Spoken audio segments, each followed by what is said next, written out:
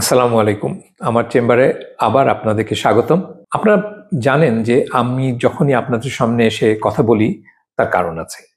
কারণটা হচ্ছে আমার রোগীরা এসে আমাকে যে সমস্ত প্রশ্ন করে সেখান থেকে অনেকগুলি ভিডিওর উৎপত্তি হয়। আজকের ভিডিওর উৎপত্তিও একই রকম।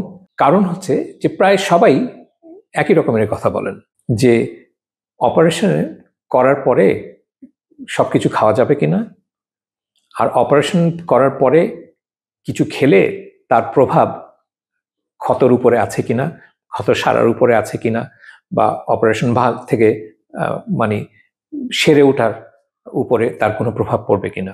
সত্যি কথা বলতে এরকম কিছু নেই। যখন থেকেই আপনার ডাক্তার আপনাকে খেতে দেবে তখন থেকেই আপনি খেতে পারবেন।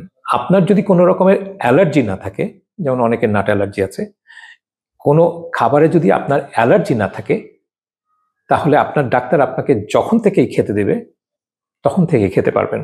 তো আমি তো রেগুলার গলব্লাডার অপারেশন করি, তো আমার কাছে অনেকে প্রশ্ন করেন দুধ খেতে পারবেন কিনা। অবশ্যই পারবেন, কোনোই অসুবিধা নেই।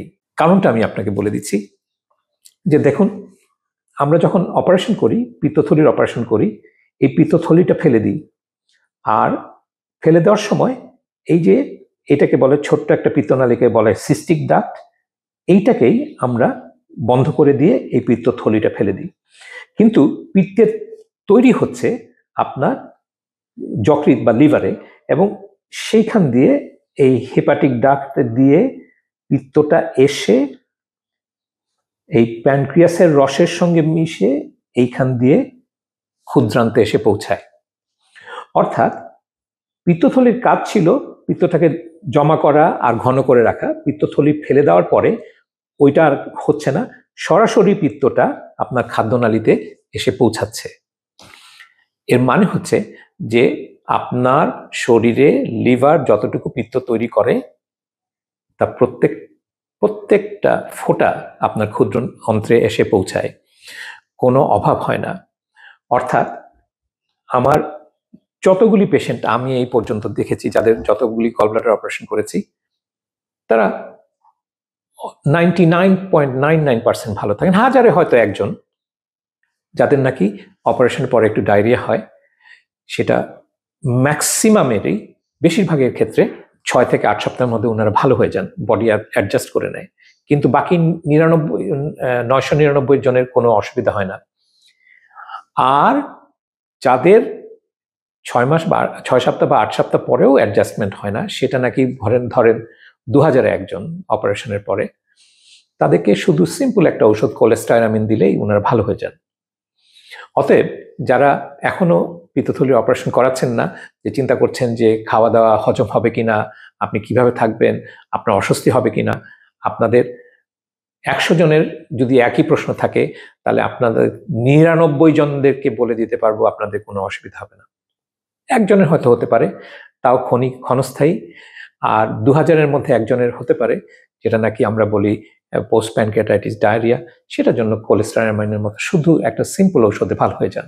অতএব আপনাদের কারো যদি আপনারা অপারেশন দেরি করে ফেলছেন বা পিছিয়ে দিচ্ছেন এই কথা ভেবে, তাহলে আপনাদের ভয়ের কোনো কারণ নেই, আপনারা নির্ভয়ে অপারেশনটা করে নিতে পারেন। তারপরে অনেকে আমাকে জিজ্ঞেস করছেন যে এই যে শীতকাল বা এই যে ভীষণ বর্ষাকাল বা এই গরমে এখন কি অপারেশন করা ঠিক হবে? সত্যি কথা বলতে কি, কোনো অভাব মানে আবহাওয়ার আপনার এই ঘা শুকানো বা অসুস্থতা থেকে ভালো হয়ে যাওয়ার উপরে কোনো প্রভাব নেই। হ্যাঁ, তবে হ্যাঁ, আপনাদের ঢাকার বাতাস তো অত পরিষ্কার না, তাই না? সেরকম আপনার যে সমস্ত কমপ্লিকেশন আপনার শীতকালে হতে পারে, সেই সমস্ত কমপ্লিকেশন আপনার গ্রীষ্মকালে হতে পারে, বর্ষাকালে হতে পারে, হেমন্তে, সব সময় হতে পারে। আবার কেউ কেউ প্রশ্ন করেন যে বেগুন খেলে, লেবু খেলে, তেঁতুল খেলে ক্ষত নাকি সারে না। এটাও ঠিক না। ইনফ্যাক্ট অনেক ফলের, মনে করেন আপনার ভিটামিন সি আছে আমলকির মধ্যে, ফ্রুটসের মধ্যে অনেক ভিটামিন আছে, মাল্টিভিটামিন আছে, তারপরে আপনার ভিটামিন সি আছে। এগুলি আপনার ক্ষত সারাতে সাহায্য করে।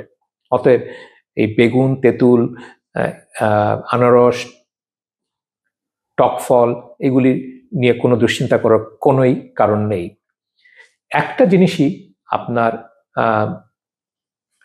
ক্ষত সারাতে প্রভাব ফেলে, একটা হচ্ছে আপনার শরীরের সার্বিক পুষ্টি।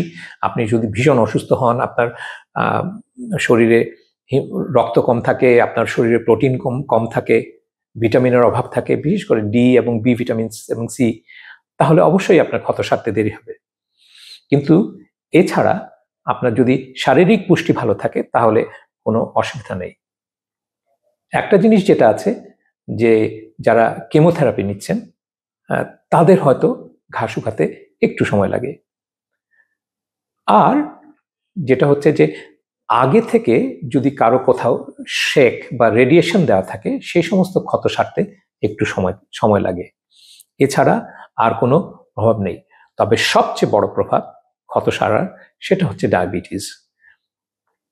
কারণ চিনি ব্যাকটেরিয়ার একটা প্রিয় খাবার, আর ডায়াবেটিসের কারণে শরীরের প্রতিরোধ ক্ষমতা কমে যায়। অতএব আপনার যেই কাজটা সবচেয়ে ভালো করে করতে হবে সেটা হচ্ছে যে অপারেশন আগে দেখে নিতে হবে আপনার ডায়াবেটিস আছে কিনা, আর থাকলেও সেটা খুব ভালো মতো নিয়ন্ত্রণে আছে কিনা। এই দুটা যদি করে নিতে পারেন তাহলে যে কোনো অপারেশনে আপনার দুশ্চিন্তার কোনো কারণ নেই। আমরা তো ইমার্জেন্সিতেও অনেকে ডায়াবেটিস রোগীর উপর অপারেশন করি না, তারও তো ভালো হয়ে যায়। আর তাছাড়া আমাদের কাছে ঔষধ আছে, ব্যবস্থা আছে, যা দিয়ে আমরা রোগীর ডায়াবেটিসকে কন্ট্রোলে নিয়ে আসতে পারি।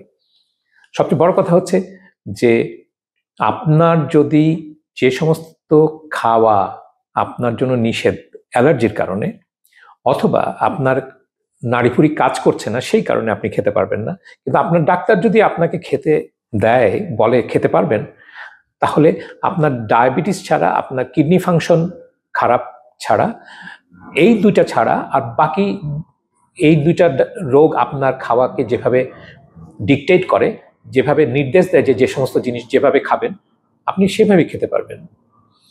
কিন্তু যাদের কিডনি ফেল করেনি বা ডায়াবেটিস নেই, তাদের ডাক্তার যদি বলেন যে আপনি খেতে পারবেন, কোনো অসুবিধা নেই। আপনার শরীরের ক্ষত সেরে ওঠার উপরে আপনার diabetes, kidney failure, overall immunity, প্রতিরোধ ক্ষমতা আর পুষ্টি, শারীরিক পুষ্টি ছাড়া অন্য কোনো কিছুর প্রভাব নেই। আবহাওয়ারও প্রভাব নেই, কোনো সিজনেরও প্রভাব নেই, কোনো তেঁতুল, টক, কোনো কিছুর প্রভাব নেই। অতএব আপনারা যারা এই সমস্ত কথা চিন্তা করে মনে করেন শীতকালে বা বর্ষাকালে, বিশেষ করে যার যেরকম ইচ্ছা সেরকম সময় ধরেই আপনি অপারেশন করতে চান, আমি বলবো যে ওইরকম সময় ধরে অপারেশন করার কোনো প্রয়োজন নেই। যে কোনো সময় আপনি অপারেশন করতে পারেন, আবহাওয়া তার উপরে কোনো প্রভাব ফেলবে না। আপনারা যে যেখানে থাকবেন সুস্থ থাকবেন, ভালো থাকবেন। খোদা হাফেজ।